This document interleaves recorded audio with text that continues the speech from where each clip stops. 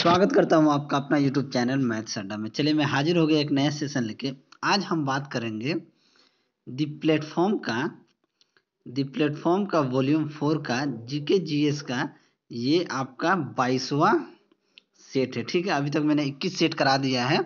ठीक है, ये 22वां सेट है। मैं ये इसलिए वीडियो लाया हूँ ताकि ये फास्ट रिवीजन के पर्पज से मैं ये वीडियो लाया हूँ। ठीक है, तो चलिए, अगर आप हमारे चैनल पर नए हैं तो चैनल को सब्सक्राइब कर लें और वीडियो को अंत तक देखें ताकि आपको उसका फ़ायदा मिल सके। तो चलिए बिना टाइम वेस्ट किए हम शुरू करते हैं। चलिए आज का पहला क्वेश्चन देखते हैं। ठीक है, आज का पहला क्वेश्चन कि विश्व बैंक की कौन सी आनुवंशिक संगठन गरीब विकासशील देशों को शून्य बाजार पर दीर्घकालिक ऋण प्रदान करता है? तो ये कौन सा बैंक है? तो ये अंतर्राष्ट्रीय विकास संघ है। तो ऑप्शन ए हमारा सही आंसर हो जाएगा। ठीक है, क्वेश्चन नंबर 2, भारत सरकार ने ट्राइफेड की स्थापना कब की थी? तो भारत सरकार ने ट्राइफेड की स्थापना 1987 ईस्वी में की थी। ठीक है, इसका पीडीएफ मैं अपने टेलीग्राम चैनल पे दे दूंगा, आप वहां से इसको डाउनलोड कर सकते हैं। ठीक है, चलिए नेक्स्ट, निम्नलिखित में से कौन सा रीट व्यक्तिगत स्वतंत्रता का एक बांध है? कौन सा है? तो वो बंधी प्रत्यक्षीकरण है। तो ऑप्शन ए हमारा सही आंसर हो जाएगा। नेक्स्ट, किस वर्ष सर्वप्रथम किसी भारतीय राज्य को भाषाई आधार पर मान्यता दी गई? तो ये सन 1953 में दिया गया। तो ऑप्शन डी हमारा सही आंसर हो जाएगा। नेक्स्ट, भारतीय संविधान में कौन से संशोधन अधिनियम ने पंचायती राज प्रणाली को संवैधानिक दर्जा दिया? ठीक है, तो ये कौन सा था? तो ये हमारा ऑप्शन सी हो जाएगा, यानी कि 73वां 73 जो संविधान संशोधन था, अधिनियम था, वो पंचायती राज को संवैधानिक दर्जा दिया। तो ऑप्शन सी हमारा सही आंसर हो जाएगा। नेक्स्ट, भारतीय संविधान की समवर्ती सूची की अवधारणा किस देश से लिया गया है? तो ये किस देश से लिया गया? ये ऑस्ट्रेलिया से लिया गया है। तो ऑप्शन बी हमारा सही आंसर हो जाएगा। ठीक है, नेक्स्ट, सुल्तान रजिया बेगम के पिता कौन थे? सुल्तान रजिया बेगम के पिता का नाम इल्तुतमिश था। ठीक है, तो ऑप्शन ए हमारा सही आंसर हो जाएगा। नेक्स्ट, यूनानियों को निम्नलिखित में से किस भारतीय राजा ने बाहर निकाल दिया था? तो किसने निकाला था? ये चंद्रगुप्त मौर्य जी थे जो इनको निकाल दिया था। तो ऑप्शन सी हमारा सही आंसर हो जाएगा। नेक्स्ट, किस वर्ष महात्मा गांधी ने साबरमती आश्रम से सविनय अवज्ञा आंदोलन शुरू किया था? तो ये 1930 में सविनय अवज्ञा आंदोलन शुरू किया गया था गांधी जी द्वारा।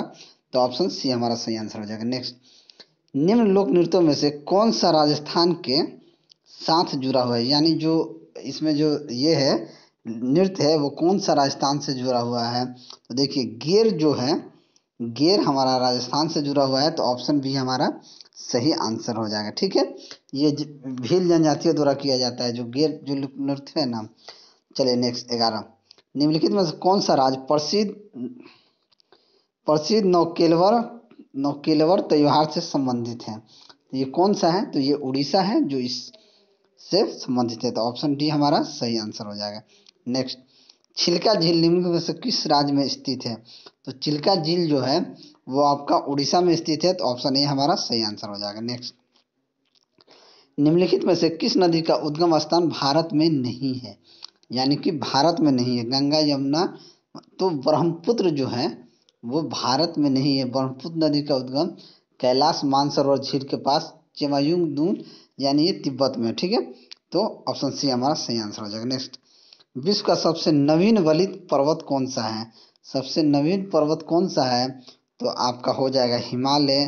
तो ऑप्शन बी हमारा सही आंसर हो जाएगा। ठीक है, चलिए इसको थोड़ा ऊपर कर लेते हैं।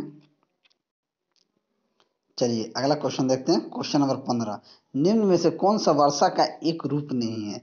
वर्षा का एक रूप क्या नहीं है? वर्षा, हिमपात, कोहरा, हेलो। तो कोहरा जो है वो वर्षा का रूप नहीं है। तो ऑप्शन सी हमारा सही आंसर है। नेक्स्ट, अंतर्राष्ट्रीय मुद्रा कोष आईएमएफ के नए प्रमुख प्रबंधक निर्देशक कौन है? तो ये कौन है? तो ये क्रिस्टलिना जॉर्जिया है। तो ऑप्शन ए हमारा सही आंसर हो जाएगा। नेक्स्ट, भारत ने किस देश के साथ तुर्गा पनबिजली परियोजना पर समझौता हस्ताक्षर किया है? तो ये किस पे किया है? ये जापान पे किया है। तो ऑप्शन डी हमारा सही आंसर हो जाएगा। ठीक है, चलिए इसको थोड़ा ऊपर कर लेते हैं। ये हमारा आ गया 18, क्वेश्चन नंबर 18 कि अक्टूबर 2020 में प्रधानमंत्री ने किस राज्य में किसान सूर्योदय योजना की शुरुआत किया है? तो ये गुजरात में किए हैं। तो ऑप्शन बी हमारा सही आंसर हो जाएगा। 19, चाबहार रेल परियोजना के संबंध में निम्नलिखित में से कौन सा कथन सत्य है?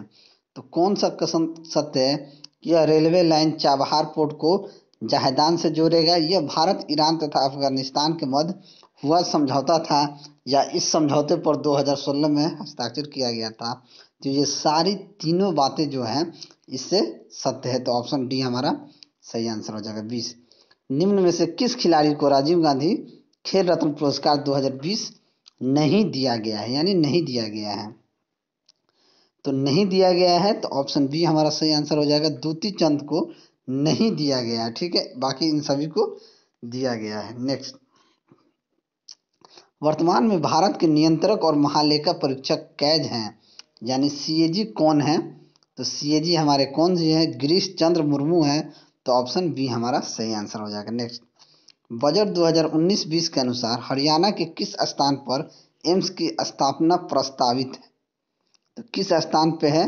तो ये रेवाड़ी में है। तो ऑप्शन बी हमारा सही आंसर हो जाएगा। नेक्स्ट, 21वीं एशियाई खेल का आयोजन 2030 में कहाँ आयोजित होगा? तो 2030 में आपका कहाँ आयोजित होगा? तो ये होगा कतर में। तो ऑप्शन सी हमारा सही आंसर हो जाएगा। 24, किस राज्य में स्थित खोनोमा गांव एशिया का पहला हरित गांव बन गया है? ये कौन सा गांव है? तो ये आपका नागालैंड है। तो ऑप्शन डी हमारा सही आंसर हो जाएगा। नेक्स्ट, खेलो इंडिया यूनिवर्सिटी गेम्स 2020 के संबंध में कौन सा कथन सही नहीं है, यानी कि सही नहीं है? तो कौन सा है? तो देखिए, इसका आयोजन भुवनेश्वर में किया गया है। इस खेल में पंजाब यूनिवर्सिटी प्रथम स्थान पर रहा या यह यूनिवर्सिटी गेम्स का द्वितीय संस्करण था। कौन सा सही नहीं है? तो हमारा कौन सा सही नहीं है? तो केवल 3 जो है वो सही नहीं है। तो ऑप्शन बी हमारा सही आंसर हो जाएगा। चलिए नेक्स्ट क्वेश्चन देखते हैं। क्वेश्चन नंबर 56, डैश से माप को संज्ञा पद्धति के अनुसार गोलाकार लेंस के लिए किया जाता है। ये किसके लिए किया जाता है? तो ये प्रकाशीय केंद्र से माप को किया जाता है। तो ऑप्शन डी हमारा सही आंसर हो जाएगा। 57, किसी वस्तु के जरूरत में वस्तु डैश की प्रवृत्ति होती है।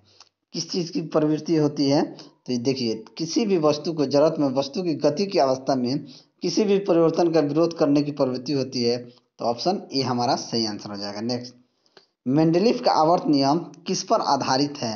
तो मेंडलीफ का आवर्त नियम जो है वो परमाणु द्रव्यमान पर आधारित है। तो ऑप्शन बी हमारा सही आंसर हो जाएगा। ठीक है, नेक्स्ट देखते हैं। क्वेश्चन नंबर 59, निम्नलिखित में से किसका उपयोग सोने के विघटन के लिए किया जाता है? तो सोने के विघटन के लिए किसका उपयोग किया जाता है? तो एक्वा रिजिया का जो उपयोग किया जाता है। तो ऑप्शन ए हमारा सही आंसर हो जाएगा। ठीक है, इस टाइप के प्रश्न पूछे जाते हैं, इसको ध्यान में रखेंगे। नेक्स्ट, रेटिना में मौजूद कौन सी कोशिकाएं चमगादड़ एवं समान प्रकाश के प्रति संवेदनशील होती है और रंग संवेदना प्राप्त करती है? तो ये कौन सा होता है? शंकु या शंकु के आकार की जो कोशिकाएं होती हैं वही। तो ऑप्शन डी हमारा सही आंसर हो जाएगा। नेक्स्ट, एक्सल, यदि किसी वस्तु का द्रव्यमान पृथ्वी पर 100 kg है तो चंद्रमा पर उसका द्रव्यमान कितना हो जाएगा? देखिए, अगर पृथ्वी पे 100 kg है तो चंद्रमा पे भी क्या हो जाएगा? चंद्रमा पे भी 100 kg ही रहेगा, द्रव्यमान जो है 100 kg ही रहेगा। ठीक है, तो ऑप्शन सी हमारा सही आंसर हो जाएगा, क्योंकि द्रव्यमान चेंज होगा नहीं, जो आपका यहाँ पे है वो वहाँ पे हो जाएगा। ठीक है, चलिए नेक्स्ट। 62, निम्नलिखित में से कौन सा विकल्प ओमेगा 3 वसा अम्लों का सबसे अच्छा स्रोत है? तो सबसे अच्छा स्रोत कौन सा है? तो वो है सार्डिन जो है। तो ऑप्शन डी हमारा सही आंसर हो जाएगा। ठीक है, नेक्स्ट, जिस पदार्थ को रासायनिक अभिक्रियाओं द्वारा सरल पदार्थों में तोड़ा नहीं जा सकता है उसे किसके रूप में जाना जाता है? जिसे तोड़ा नहीं जा सकता है उसे तत्व के रूप में जाना जाता है। तो ऑप्शन डी हमारा सही आंसर हो जाएगा। नेक्स्ट, 64 कहता है असंतृप्त हाइड्रोकार्बन जिसमें एक या एक से अधिक द्विबंध होते हैं उन्हें क्या कहा जाता है? तो उन्हें हम क्या कहते हैं? एल्कीन कहते हैं। इस चीज को याद रखिएगा। तो ऑप्शन ए हमारा सही आंसर हो जाएगा। ठीक है, क्वेश्चन नंबर 65, मांसपेशियों की थकान निम्न में किसके संचयन की वजह से होती है? किसके संचयन की वजह से होती है? तो ये लैक्टिक एसिड यानी लैक्टिक अम्ल की वजह से होती है। तो ऑप्शन बी हमारा सही आंसर हो जाएगा। क्वेश्चन नंबर 66 देखते हैं, जब जस्ता में सल्फ्यूरिक अम्ल डाला जाता है तो निम्न में से कौन सी गैस बनती है? तो कौन सी गैस बनती है? तो वो हाइड्रोजन बनती है। तो ऑप्शन बी हमारा सही आंसर हो जाएगा। ठीक है, इसको ऊपर थोड़ा कर लेते हैं। तो हमारा नेक्स्ट कौन सा है? क्वेश्चन नंबर 67, चूंकि ध्वनि तरंग एक विक्षोभ है जो माध्यम के में मौजूद आसपास के कणों को गतिमान करके संचारित होती है, उन्हें किस तरंग श्रेणी में वर्गीकृत किया जाता है? तो उन्हें यांत्रिक तरंग में किया जाता है। तो ऑप्शन ए हमारा सही आंसर हो जाएगा। क्वेश्चन नंबर 68 देखते हैं। पौधे में कौन सा उत्तक पानी का संवहन करता है? तो कौन सा संवहन करता है? तो जाइलम जो है वो करता है। तो ऑप्शन सी हमारा सही आंसर हो जाएगा। 69 देखते हैं।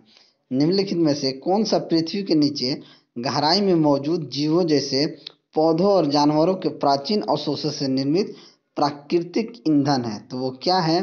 तो आपका जीवाश्म ईंधन है। तो ऑप्शन सी हमारा सही आंसर हो जाएगा।